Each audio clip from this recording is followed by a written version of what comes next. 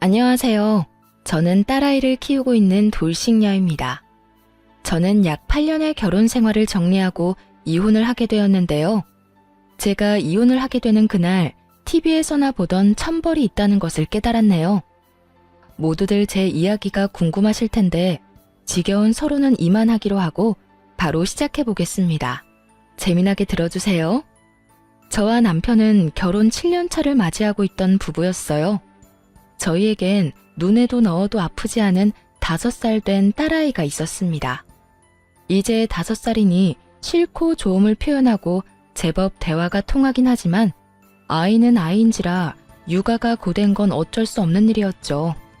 고된 육아와 사회생활로 지친 남편과 저 사이엔 사랑보단 동료애가 가득했고 그랬기에 어느 순간부터 사랑한다는 말 대신 힘내자, 수고했다는 말이 오가고 있었어요. 그렇다고 해서 그런 관계에 불만이 있다던가 섭섭함은 없었어요. 죽고 못 살아 결혼까지 했다고 한들 언제까지나 사랑만으로 살 수도 없는 노릇이고 남편과 제 사이에 사랑이 지고 피어난 동료애는 사랑이 밑바탕 되었기에 가능한 것이라 생각했기 때문이었어요. 이렇듯 남편과 제 사이엔 동료애라도 있었는데 시댁과의 관계에선 미운정만 남은 상태였어요. 아니, 미운정도 아닌 그냥 미운 상태였어요. 그 이유는 제가 아들을 못 낳았다는 이유 때문이었는데요. 남편은 누나 3명의 아들 하나로 아들 하나를 낳기 위해 갖은 노력을 다해 겨우 낳은 아들이었죠. 그런 아들이 결혼을 해서 딸 하나만 낳고 아들 소식이 없으니 그 원망들이 만만한 저를 향해 쏟아졌어요. 간혹 시누이들이 이런 사실을 알고 제 편을 들어주며 이런 말을 해주곤 했어요. 엄마, 아들 소식 없는 걸 왜 올케한테 뭐라고 그래? 아들 낳고 싶다고 생각만 하면 낳게 되는 것도 아니란 걸 다른 사람도 아닌 엄마가 더 잘 알면서. 그러고 이세 문제는 쟤들이 알아서 할 문제지 엄마가 나서서 이래라 저래라 할 문제가 아니라고. 그러니까 제발 올케 좀 그만 괴롭혀요. 이런 말을 듣고도 시모는 무시하기 일쑤였는데 가끔 입을 연다면 이런 말을 하곤 했습니다.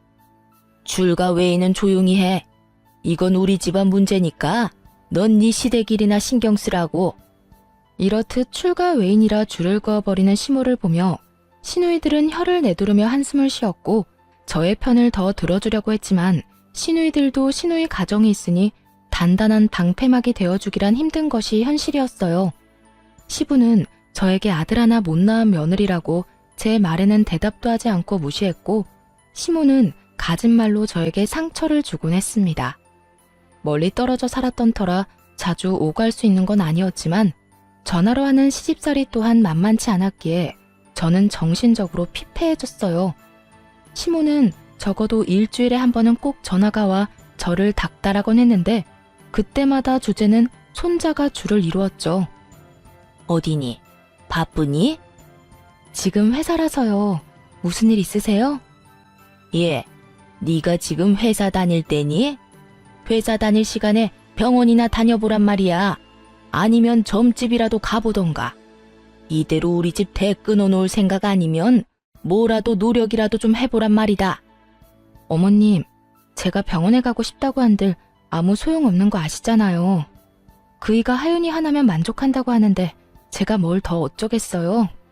저 혼자 병원 가서 되는 것도 아니고.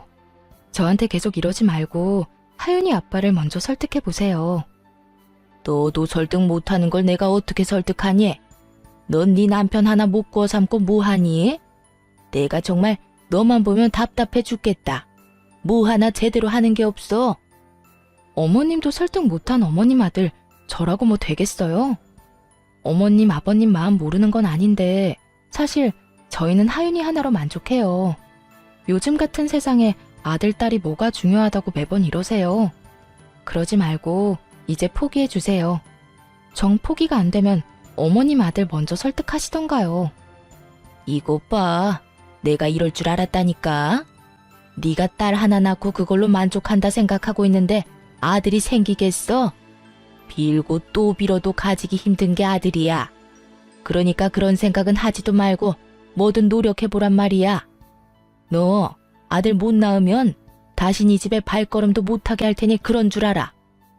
오지 말라고 하면 누가 겁이라도 먹는 줄 알았는지 으스대며 말하는 꼴을 보니 참 코웃음이 다 나오더라고요. 그렇게 해주시면 저도 감사하죠. 어머님이 먼저 그렇게 말씀하셨어요. 아들 못 낳으면 시댁에 올 필요도 없다고. 시모의 으스대는 꼴에 마음의 소리가 나버렸고, 시모는 제가 그것만은 절대로 안 된다고 빌기라도 할 줄 알았는지 도리어 고맙다고 하는 제 말에 당황한 듯 말까지 더듬으며 되묻더라고요. 뭐야? 그렇잖아요. 아버님은 제가 무슨 말을 해도 들은 척도 안 하시고, 어머님은 제가 갈 때마다 말로 상처 주는데 저라고 뭐 가고 싶어서 간 시댁이었겠어요? 도리는 다 하고자 해서 갔던 거 아닐까요? 그런데 어머님이 이렇게 친절도 하시게 오지 말라고 하시니 앞으로 아들 낳지 못하면 가지 않도록 하겠습니다. 그러면 들어가세요. 귓등으로 듣는 것도 하루 이틀이지 어느 순간부턴 저도 제 할 말은 하며 살게 되었고, 시모는 그때마다 파르르 하며 화를 냈지만 그 순간뿐 다시 연락이 오곤 했어요. 하루가 멀다고 어느 날은 임신 종용, 하루는 옆집 개가 출산을 했는데 순혼만 낳았다. 이런 말을 듣고 있노라면 정말 정신병에 걸릴 것만 같더군요. 이런 모든 것들이 너무 힘들어 남편에게 하소연이라도 하고 있으면 언제나 결론은 남편이 시모에게 다시 이야기한다는 말이었어요. 여보, 오늘 또 어머님 전화 오셨어. 글쎄 오늘은 아들 못 낳을 거면 시댁에 오지도 말라고 하시더라. 그래서 안 간다고 하고 끊어버렸어. 끊고 나서도 내가 왜 이런 말을 듣고 있어야 하나 싶더라니까. 한두 번도 아니고 그냥 그러려니 해. 그렇게 매번 스트레스 받아 하면 당신만 힘들어. 정 안 되면 나한테 전화하라고 말하라고 해. 사실대로 말하면 되지. 당신은 둘째 가지려고 하는데 내가 싫어한다고. 내가 그 말을 안 했을까 봐서 다 했어. 그런데도 어머님은 오로지 나만 잡으니까 문제지. 아니 어머님도 아들 못 낳아서 그 시집살이를 당했다면서 어떻게 나한테 그렇게까지 하실 수가 있지? 아마 엄마는 본인 당한 거에 비하면 이건 아무것도 아니라고 생각하고 있을걸? 하여튼 너무 마음에 담아두지 말고 한 귀로 듣고 한 귀로 흘려. 나도 엄마한테 다시 말할 테니까. 그런데 여보, 진짜 우리 둘째 가지는 건 싫은 거야? 둘째도 딸이면 어쩔래? 나는 좋지만 당신은 더 힘들지 않겠어? 그리고 애 하나 키우는데 돈이 얼마나 드는데 쉽게 내릴 결정은 아니지. 아무리 아들 낳으면 아버지가 크게 한몫 주신다고 해도 그건 정말 아들 낳았을 때 일이고, 난 지금 우리 딸만 해도 만족해. 그래, 나도 우리 딸만으로도 충분히 행복한데 워낙 스트레스 받으니까 이야기해봤어. 그래, 나도 엄마한테 다시 이야기할게. 늘 결론은 같았고 남편이 시모에게 다시 말한다고 한들 달라지는 점은 없었어요.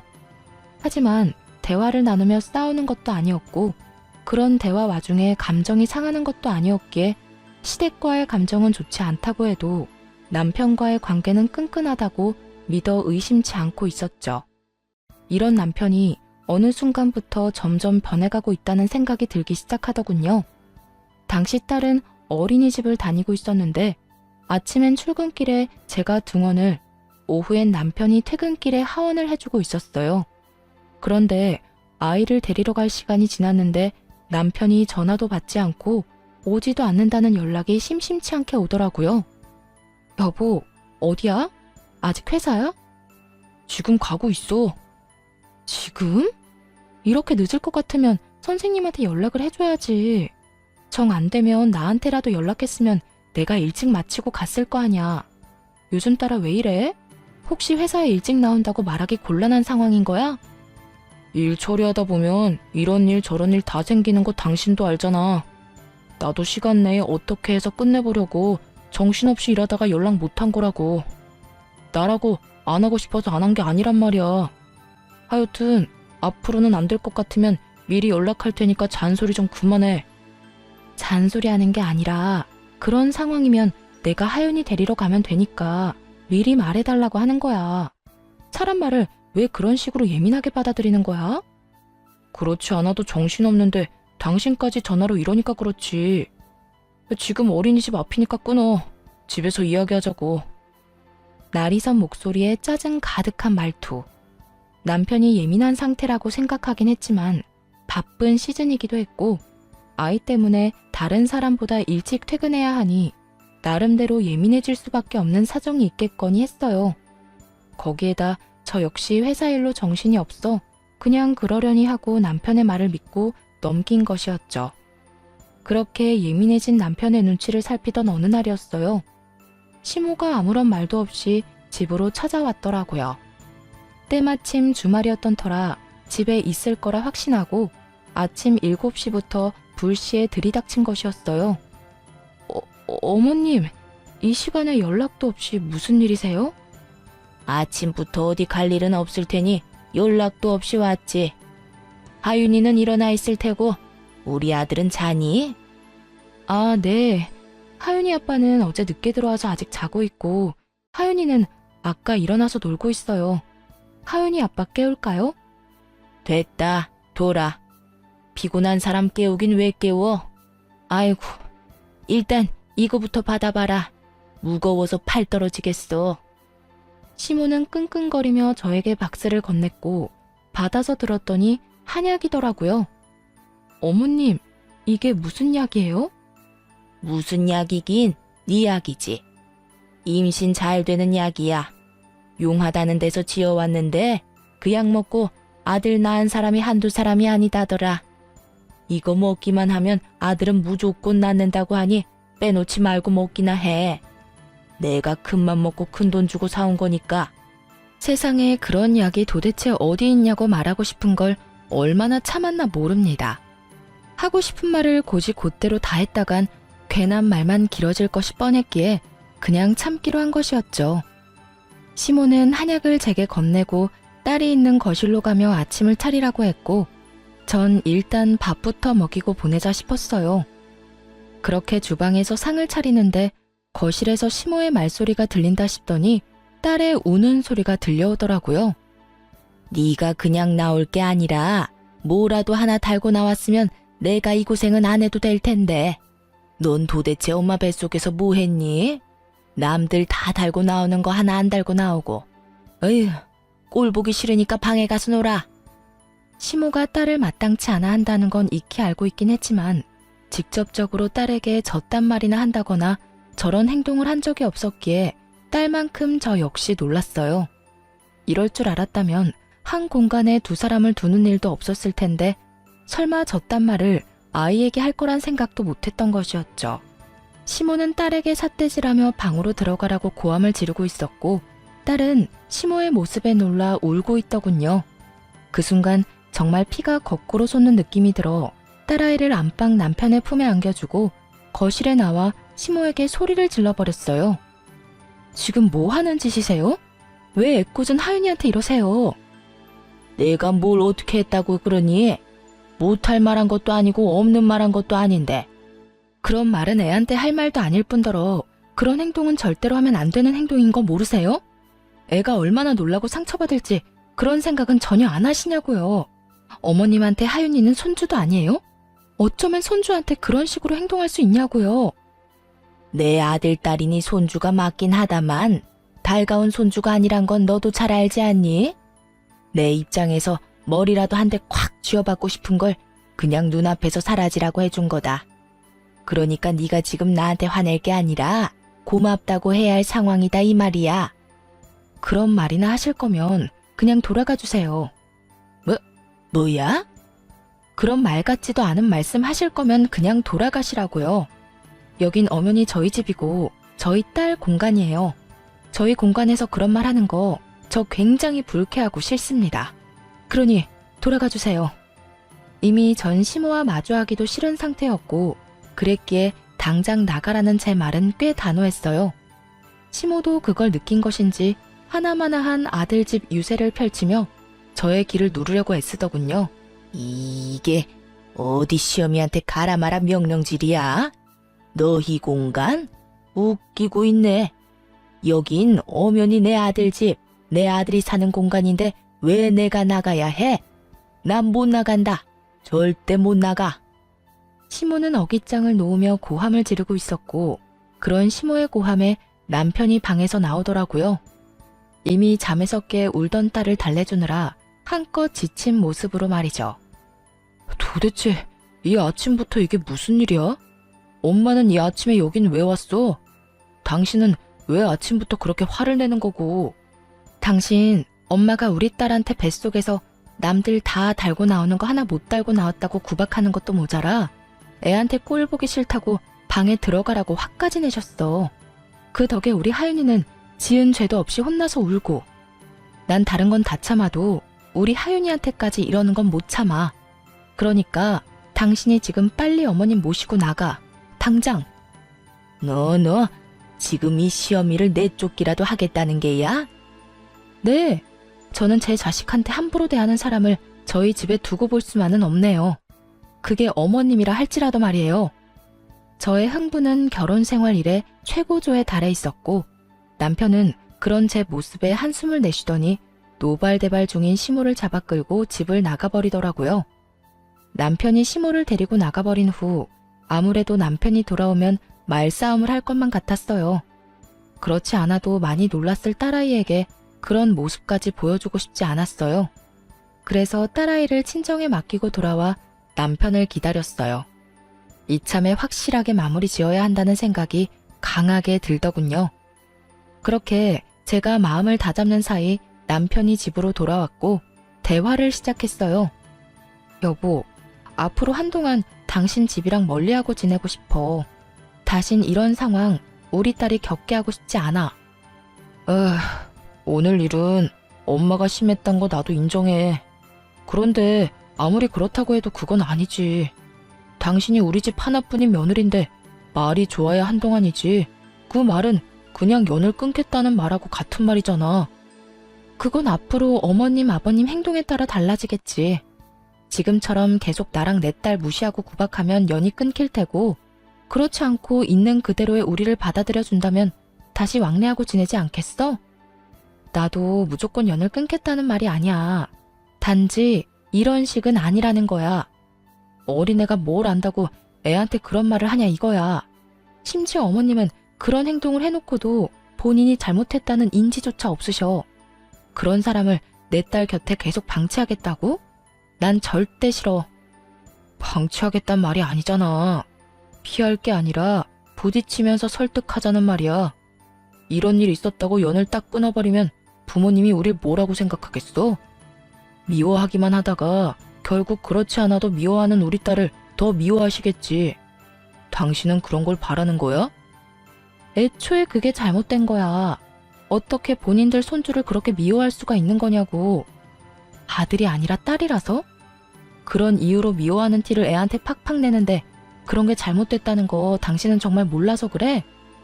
우리가 부모니까 우리가 딸을 보호해야 하는 게 맞는 거 아니야? 하여튼 나하고 하윤이는 한동안 시댁엔 안 갈 거니까 그런 줄 알고 어머님께도 우리 집에 오지 말라고 해줘. 당신이 전하지 않으면 내가 직접 말할 테니까 그런 줄 알고. 전 이때도 그렇고 지금도 그렇고 제가 틀린 말 했다고 생각하지 않습니다. 시모의 행동은 선을 넘었고 상식을 벗어난 수준이었어요. 시부모님 입장에서 손이 귀한 집에 손주 한번 안아보지 못해 섭섭하고 안달이 난 마음을 이해하지 못하는 것은 아니었어요. 하지만 본인 아들이 그렇게 둘째는 싫다고 하는 가운데 그 비난의 화살을 저와 제 딸에게 쏘아버리는 건 저로서는 절대 용납할 수도 용납해서도 안 되는 일이라 생각했습니다. 그래서 전 남편에게 제 뜻을 굽히지 않고 말하게 되었고, 남편은 그저 시댁의 입장에서만 생각한다 싶더니 결국 저의 성격을 트집잡아 화를 내기 시작하더라고요. 당신 진짜 이런 사람이었어? 무슨 여자 성격이 이렇게 대쪽 같아? 좀 아닌 것 같아도 상황에 따라서 좀 굽힐 줄도 알아야지. 하나부터 열까지 무조건 당신 말대로 당신 뜻대로 다 해야 그 직성이 풀리는 거야? 이런 상황이니까 굽히지 않는 거야. 내가 지난 결혼 생활 동안 이렇게까지 싫다고 한 적이 있었어? 누구보다 잘 아는 사람이 왜 그런 식으로 말해? 아, 됐어. 당신한테 진짜 실망이 크다. 난 당신이 이런 여자인 줄 꿈에도 몰랐다. 당신이 뭐라고 하든 난 우리 집에 갈 거니까 당신은 당신이 하고 싶은 대로 해. 더는 이 이야기 하지도 말자. 진짜 질리니까. 치열한 말다툼 끝에 남편은 마음대로 하라고 아주 큰 소리를 지르며 방으로 들어가 버렸고, 그렇게 저희의 각방살이가 시작되었어요. 다음날 딸을 데리러 친정에 갔더니 엄마가 굳은 표정으로 절 조용히 부르더라고요. 딸, 너 이것 좀 봐라. 굳은 표정으로 엄마가 저에게 건네준 것은 다름 아닌 딸이 그린 그림이었어요. 딸, 남편, 저로 추정되는 사람이 나란히 서 있는 그림이었는데, 도무지 이상한 점이 없는 그림을 건네주는데 엄마의 표정이 너무나도 굳어있어 의아했죠. 이게 왜? 무슨 문제 있어? 나도 아무 문제가 없는 줄 알았는데 하윤이가 이 그림을 그렸길래 내가 누구냐고 물어봤는데 글쎄 이 여자가 네가 아니라 언니라고 하더라. 내가 몇 번이나 물었는데 계속 언니라고 그랬어. 아빠 친구 언니라고. 이게 무슨 일이니? 뭐? 확실해? 엄마가 아니라 언니래? 그래. 몇 번이나 물어서 애가 짜증을 다 내더라니까. 너 정서방이랑 무슨 일 있니? 이거 엄마가 보기엔 보통 일 아닌 것 같아. 엄마의 말대로 보통 일은 아닌 것 같았어요. 물론 아이의 말을 100% 신뢰할 수 있는 건 아니었지만 같은 말을 반복해서 한다는 건 그만한 이유가 있기 때문이었죠. 결국 전 남편을 믿기 위해 남편에게 사람을 붙이게 되었습니다. 이렇게 오해만 쌓여나가다간 우리 부부 사이에 모르긴 몰라도 큰일이 벌어질 것이 뻔했기 때문이었죠. 흥신소의 연락을 기다리면서도 얼마나 바라고 또 바랐는지 모릅니다. 제발 딸의 착각이기를, 제발 제 결혼 생활의 종지부를 이런 식으로 찍게 하지 말아달라고 말이죠.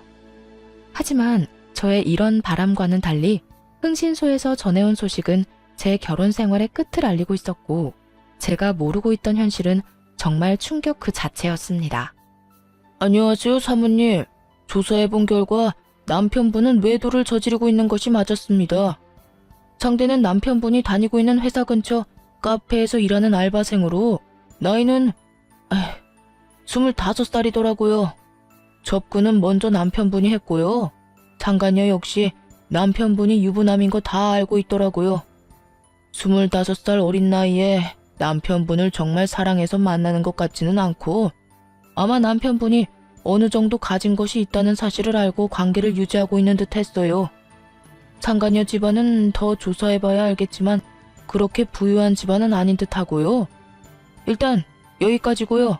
더 알아내는 대로 연락드리겠습니다. 우연찮게도 상간녀의 나이는 25살이라고 하더라고요. 남편을 처음 만났을 때 제 나이가 25살이었는데 참 많은 생각이 오가더군요. 들어보니 남편이 이때껏 딸 어린이집에 갑자기 늦기 시작한 건 전부 상간녀 때문이었는데 상간녀의 아르바이트가 끝나고 상간녀와 함께 딸을 데리고 간 것이었어요. 상간녀의 아르바이트 시간을 비교해보니 계산이 되더군요. 딸과 함께 남편과 상간녀가 찍힌 사진을 보는데 정말 치가 떨렸어요. 외도를 저지른 것도 치가 떨리는데 그 더러운 현장에 딸도 함께 데리고 있었다는 사실이 저를 더욱 화나게 했어요. 그 모진 순간들에도 저는 남편을 정말 믿었는데 그랬기에 지금까지 버틸 수 있었던 것이었는데 처음 안 순간부터 해서 지금까지 함께한 세월이 얼만데 어떻게 그런 우리의 시간을 이런 식으로 마무리하게 만드나 싶더군요.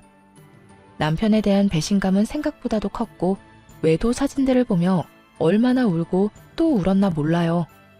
연애 시절 저를 향하던 남편의 미소를 사진에서 보는 순간 전 아이를 위해서라도 이혼을 해야만 한다는 생각이 들더군요. 더는 남편에겐 저와 딸이 있는 가정은 필요 없어 보였으니까요. 그렇게 전 친정 부모님께 모든 사실을 털어놓고 딸을 부탁드리고 이혼 준비를 시작했어요. 증거가 명확한 덕분에 이혼 준비는 수월하게 진행되었고 마무리가 될 무렵 상간녀를 찾아갔습니다. 어떤 여자인지 직접 보고 싶었거든요. 상간녀가 일하는 가게에 들어서는 순간 저를 알아본 상간녀의 표정이 순식간에 굳더군요. 저는 주문도 하지 않은 채 테이블로 가서 앉았고 그런 제 테이블로 상간녀가 물을 가지고 와 맞은편에 앉더라고요. 무릎을 꿇고 비는 건 아니더라도 최소한 죄 지은 얼굴이라도 할 줄 알았는데 예상과는 달리 상간녀는 당당하게 저에게 이런 말을 했어요. 남의 직장까지 왜 찾으러 온 거예요? 저한테 무슨 할 말이 있다고? 정말 뻔뻔하기가 하늘을 찌르지 않나요? 상간녀는 귀찮아 죽겠다는 표정으로 저에게 이런 말을 했고, 전 그런 상간녀를 쏘아보며 이렇게 말해주었어요. 몰라서 물어?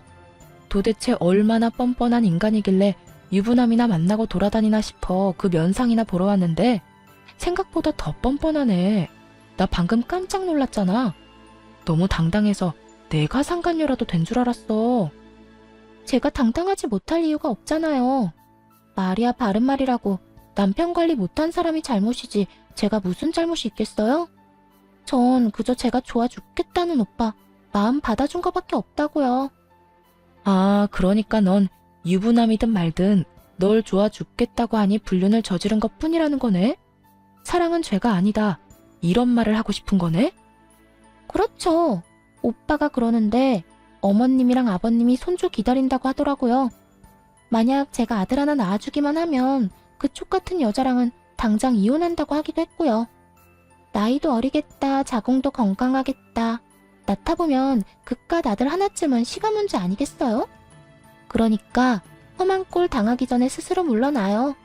같은 여자로서 걱정되어서 하는 말이에요. 걱정? 참 감동적이네. 가정 있는 남자 만나느라 그렇지 않아도 바쁠 텐데 내 걱정까지 해주고 말이야. 그런데 어떡하지? 난 네 걱정 따위는 필요 없는데. 내 앞에서 자존심 세워봤자 소용없어요. 그렇게 아득바득 노력해봤자 어차피 그쪽은 나한테 남편 뺏긴 불쌍한 여자일 뿐이니까요. 그러니 내가 한 말 너무 고깝게 듣지 말고 새겨들어요. 아, 그리고 내가 그쪽한테 위자료 많이 챙겨주라고 우리 오빠한테 잘 말해둘 테니 애 키울 돈 걱정은 하지 말아요. 나 그렇게까지 못된 사람은 아니거든요. 찾아올 때만 해도 조용히 있다가 가려고 했는데 상간녀 하는 꼴을 보니 그냥 가선 안 될 일이더군요. 남의 가정을 파탄으로 몰고 간 주제에 당당해도 너무 당당한 꼴을 짓밟아줄 필요가 있다고 생각했어요. 그래서 전 그대로 자리에서 일어서 상간녀의 뺨을 내리쳐버렸어요. 양쪽 뺨 다 말이죠. 갑자기 일어난 상황에 가게한 모든 시선은 저희에게로 향했고 전 상간녀를 향해 이렇게 말해주었어요. 뭘 그렇게 봐. 네가 내 남편을 빼앗아갔는데 이 정도는 해야 내 속이 풀리지 않겠니? 위자료? 잘 말해주면 좋지 나도. 그런데 내 위자료는 내가 알아서 잘 받아낼 수 있으니까 걱정하지 마. 참고로 너한테도 받아낼 생각이니까. 너도 돈 준비하는 게 좋을 거야. 금액이 네 생각보단 꽤 클 거야. 그러니까 넌 돈 준비나 똑바로 하고 아들 낳을 준비나 해. 너도 나처럼 아들 못 낳으면 네 오빠가 또 바람 피울지 누가 알겠니? 그럼 나는 이만 가볼 테니까 그딴 쓰레기 같은 집안에서 다 같이 한번 잘 썩어봐. 상간녀는 저를 노려보며 부들부들 떨고 있었고 전 그런 상간녀를 뒤로 한 채 집으로 돌아왔습니다. 소파에 앉아 얼얼한 손을 식히고 있는데 화가 난 남편이 집으로 들어와 저에게 따져 묻기 시작하더군요. 야, 너 꼭 거기까지 찾아갔어야 했어? 너랑 내 문제인데 왜 M&A를 찾아가서 그 곤욕을 겪게 만들어? 그 순간에도 남편은 제가 외도 사실을 안 것 자체에는 관심조차 없었고 그저 상간녀가 겪게 된 상황만 불만이 가득해 보이더라고요. 정말 오만정이 다 떨어진다고 그러죠? 저는 남은 정이 없다고 생각했는데 그렇지 않았는지 노발대발 남편을 보고 있는데 정이 뚝뚝 떨어지는 느낌이 들었어요. 이게 어떻게 너랑 내 문제만 돼? 그리고 곤욕? 나는 내 남편과 내 딸의 아빠를 잃게 생겼어. 그런데 그까짓 일이 곤욕이래? 그래, 네가 오늘 찾아가서 그 난리를 피워준 덕분에 유진이 일자리도 잘리고 얼굴까지 못 쓰게 됐더라. 네가 때렸다며? 그러면 내가 거기까지 그냥 인사만 하려고 간 줄 알아? 그리고 똑바로 알기나 해. 딱 2대 때렸어. 그 2대로 걔 얼굴이 못 쓰게까지 됐다고 하면 걔 얼굴에 문제가 있는 거야. 알겠어? 진짜 못 쓰게 만들어주려다가 겨우 참은 사람 그만 건드려. 진짜 이해가 안 돼서 하는 말인데 지금 당신이 뭘 잘했다고 나한테 큰 소리야? 지금 무릎 꿇고 제발 이혼해달라고 빌어야 하는 상황인 거 몰라? 너 지금 내가 이혼 안 해주면 이혼도 못해. 배운 만큼 배웠다는 사람이 몰라서 이렇게 내 앞에서 당당한 거야? 내가 바람 피운 것까지 다 알게 됐는데 당신이 나랑 계속 살겠어? 그럴 리가 없잖아. 그동안 허투루 산 건 아니었나 보네. 그건 아는 걸 보니 말이야. 그래, 나 이혼할 거야. 그런데 그냥 편하게는 이혼 못 해주지. 원하는 게 뭐야? 양육비 다 필요 없으니까 이 집 나한테 넘겨. 위자료도 물론 줘야 할 거고 나 상간녀 소송도 할 거니까 그런 줄 알아. 뭐? 이 집을 넘기라고? 그게 말이나 돼? 이 집 살 때 내 돈도 절반 들어갔고 그 절반만 넘기는 건데 뭐 그렇게 쪼잔하게 굴어. 이 이혼 하루라도 급한 사람은 내가 아니라 너 아니니? 얼른 그 여자랑 살림 차리고 아들 하나 낳아야 할 거 아니야. 그 여자는 그런 삶을 원하는 것 같던데. 남편은 고민하는 듯 싶더라고요. 집을 넘기는 것이 아깝긴 하지만 25살의 어린 상간녀를 잃는 것이 더 아까웠던 남편은 결국 저의 뜻대로 해주기로 했습니다. 정말 최악 중에 최악이지 않나요? 딸의 면접 교섭권도 포기하고 오로지 어린 여자 하나에 미쳐서 모든 것을 넘겨버리는 그 꼴이 말입니다. 그렇게 미쳐준 덕에 저는 제가 원하는 걸 다 가지긴 했지만 한심한 마음이 드는 건 어쩔 수가 없더라고요. 어쨌든 저는 이혼을 진행하게 되었고 상간녀 소송도 진행해 위자료를 받을 수 있었어요. 여러 가지 소송이 진행되며 상간녀와 전 남편이 조금씩 다투는 모습을 보기도 했지만 그깟 일로 헤어질 거란 기대는 하지 않았어요. 그저 저는 돈과 집을 얻었고 무엇보다 제 딸을 지켰으니 다 되었다 싶었어요. 그렇게 이혼을 하게 되었고 이혼 의사 확인서를 제출하고 비로소 완전한 돌싱이 된 날이었어요. 그간 연락 한 통 없던 전 시모에게서 전화가 오더라고요. 이혼 소식을 들었나 싶기도 했고 도대체 무슨 말을 할까 싶어 전화를 받았어요. 심한 말을 한다면 그동안 참았던 말들을 좀 해주고 싶기도 했으니까요. 그런 생각을 하며 받은 전화인데 시모는 전혀 예상치 못한 말을 하더라고요. 너 지금 어디니? 왜 병원엔 코빼기도 보이지 않는 거야? 병원이요? 무슨 병원이요? 너 어디 아프니? 왜 아무것도 모른다는 듯이 말해? 네 남편 지금 오늘 내일 하는 거 모르니? 네? 그게 무슨 말이세요? 제 남편이 왜 오늘 내일 해요? 병원에 있다뇨? 너 정말 몰랐니? 연락 못 받았어? 어쩐지 네가 왜 안 오나 했다. 네 남편 그저께 화물차랑 교통사고 나서 지금 병원이다. 사고가 크게 나서 수술을 했는데도 하반신 마비는 피해갈 수 없다고 하더라. 수술 끝내고 나온 지가 언젠데 아직까지 의식도 없다고. 도대체 그 시간에 왜 고속도로 근처에 있었는지 모르겠어. 전 남편의 전화는 차단을 해버렸고 나머지 이런저런 연락을 받고 싶지 않아 전화를 꺼둔 사이에 이런 일이 일어났다니. 도대체 어떻게 된 일인가 싶었어요. 들어보니 고속도로를 올리기 직전에 사고가 난 것 같은데 그 시간에 왜 거기 있었는지 이해가 되지도 않았고요. 하지만 그런 제 궁금증은 금방 풀리게 되었어요. 어린 여자애도 같이 있었다고 하는데 아니 그 어린 여자가 왜 우리 아들 차에 같이 타고 있었는지 이해가 안 된다니까. 넌 뭐 아는 거 있니? 우리 아들 출장이라도 가던 길이었어? 어떻게 된 사고인지 우리 아들만 저 모양 저 꼴이고 그 여자애는 아주 멀쩡하다니까. 겉모습은 타박상밖에 없는데 뇌를 다친 건지 입은 꼭 다물고 있어서 내가 답답해 죽겠다. 너 언제 병원 올 거니? 지금 당장 올 거지? 오는 김에 하윤이도 좀 데리고 오려무나. 혹시 아니? 딸 목소리라도 들으면 정신이 돌아올지. 그래요. 전 남편은 저와의 이혼을 기념하기 위해 상간녀와 여행을 떠나던 도중 사고가 난 것이었어요. 생각보다 크게 난 사고에 남편은 하반신 마비가 되어버렸고 상간녀는 크게 다치지 않아 의식이 돌아오긴 했지만 신분 상승의 꿈을 눈앞에 두고 무산되어 버리자 그 충격에 입을 다물고 있었던 것이었어요. 전 아무것도 모르고 딸아이까지 들먹이며 당장 병원으로 오라는 시모에게 모든 사실을 알려주기로 했어요. 어머님, 아니, 아줌마, 저 이제 아줌마 며느리 아니에요. 무엇이 어쩌고 저쩌고 해? 아줌마? 며느리가 아니야?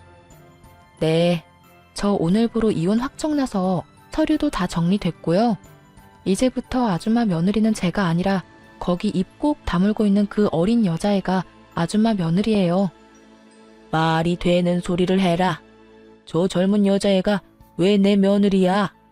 너 지금 어디 아프니? 그렇지 않고서야 그런 말도 안 되는 소리를 해. 아줌마 능력 좋은 아들이 글쎄 25살짜리 여자랑 산다고 가정을 버렸지 뭐예요? 그러니 제가 아니라 그 망연자실에서 아무 말도 안 하고 있는 그 여자애가 아줌마 며느리 아니겠어요? 이제 전 엄연한 남이니까 남한테 전화해서 엄한 소리 하지 말고 예비 며느리한테나 가보세요. 저는 전화를 끊어버렸고 바로 전화기를 다시 꺼버렸어요. 이렇게 좋은 날 더는 방해받고 싶지 않았으니까요. 그렇게 집으로 돌아와 생각을 정리하는데 아무리 생각해도 하늘이 저를 대신해 전 남편에게 복수를 해줬다는 생각이 들더라고요. 그렇지 않고서야 하필 이런 타이밍에 이런 소식을 들을 순 없었을 테니까요. 이런저런 생각으로 만감이 교차하던 그때 전시모가 득달같이 집으로 찾아왔더라고요. 잔뜩 화가 난 채로 저를 남편 버린 여자로 몰아세우기 시작하는데 막장 드라마 작가가 따로 없더군요. 너, 네 남편 불구됐다고 이렇게 버리는 거 아니다. 너 그런 식으로 살면 하늘에서 가만둘지 아니? 모르긴 몰라도 너도 살아가는 내내 순탄하지 않을 게야. 이 나쁜 것, 어떻게 그런 말도 안 되는 거짓말을 하는 것도 모자라 남편은 다 죽어가는데 자기 혼자 이러고 쉬고 있어? 아줌마, 이거 잘 보세요. 내 말이 거짓말인가 아닌가. 두 눈으로 똑똑히 보고 그딴 말도 안 되는 말 계속 하라고요. 저는 혼자 소설을 써대고 있는 전시모에게 외도 증거들을 보여주었습니다. 한참을 놀란 눈을 하고 증거들을 보던 전시모는 전 남편이 딸까지 데리고 상간녀를 만난 모습에 많이 놀란 듯 억소리까지 내더군요. 그랬겠죠. 전 남편이 딸이라면 죽고 못 사는 모습이 기억날 텐데 지금 본인의 손에 들린 사진은 다른 진실을 말해주고 있었으니까요. 이제 알겠죠? 제가 먼저 배신한 게 아니에요. 아줌마 아들이 먼저 외도를 저질렀고 그것도 모자라 그 여자 때문에 가정까지 버렸다고요.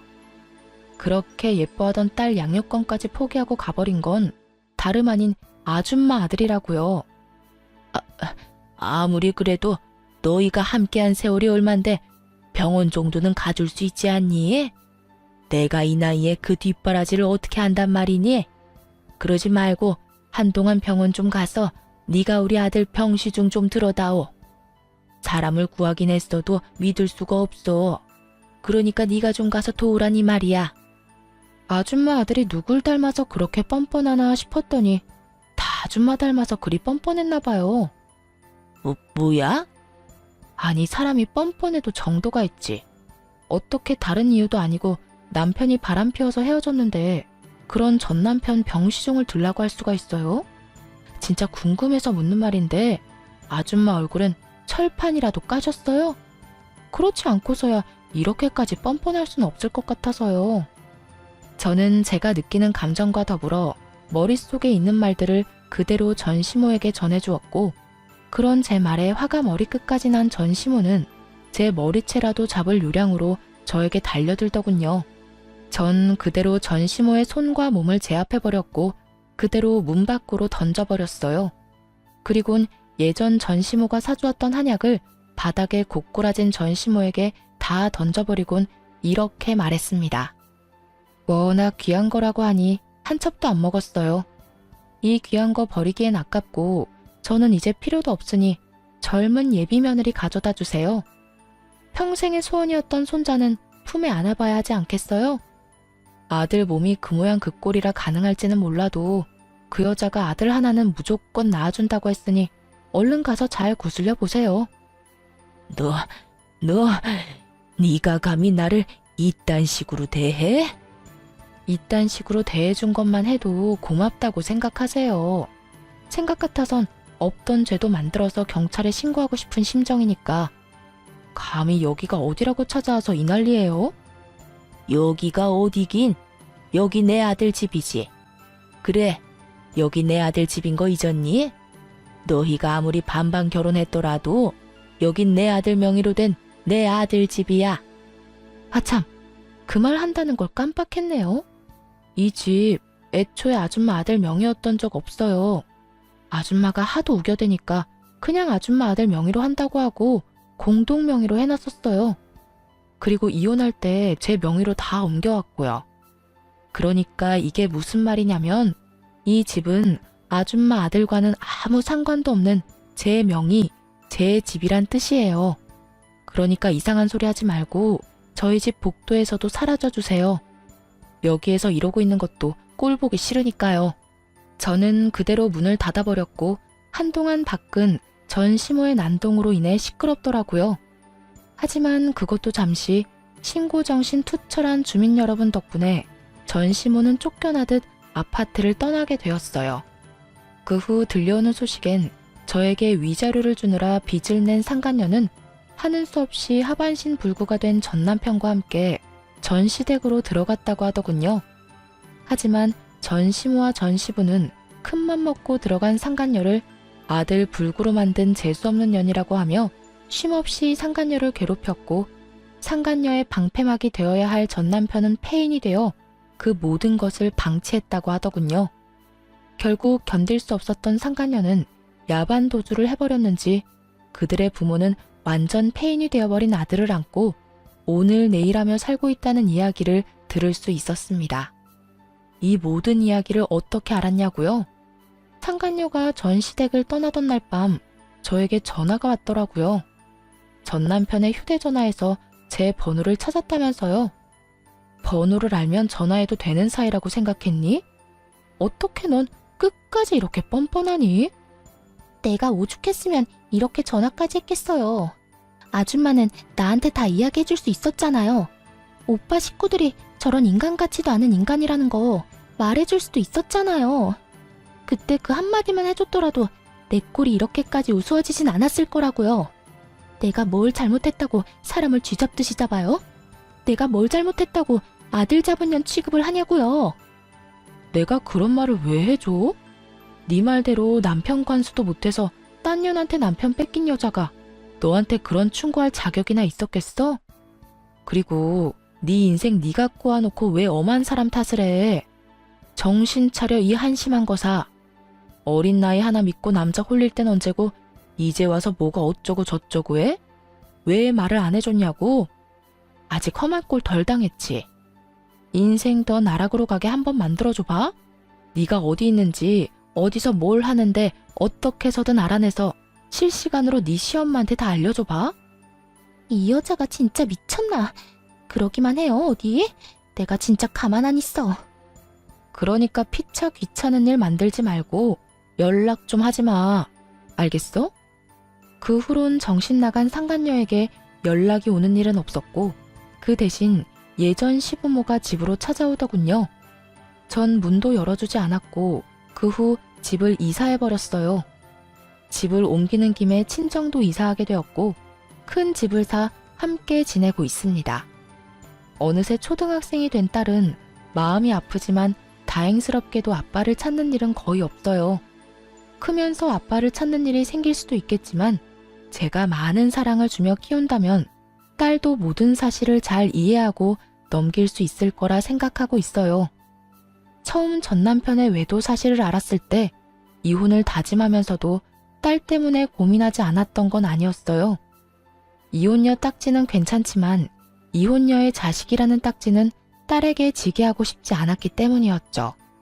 하지만 그런 걱정과 그런 우려가 무색하기도 딸은 밝고 건강하게 자라고 있고 이혼에 대해서도 천천히 조금씩 잘 받아들이는 것 같아 여러모로 다행스러운 요즘이네요.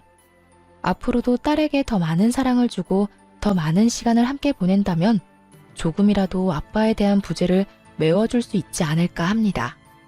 이로써 저의 사연도 끝이 났습니다. 함께 해주신 모든 분 감사합니다. 다들 건강하세요.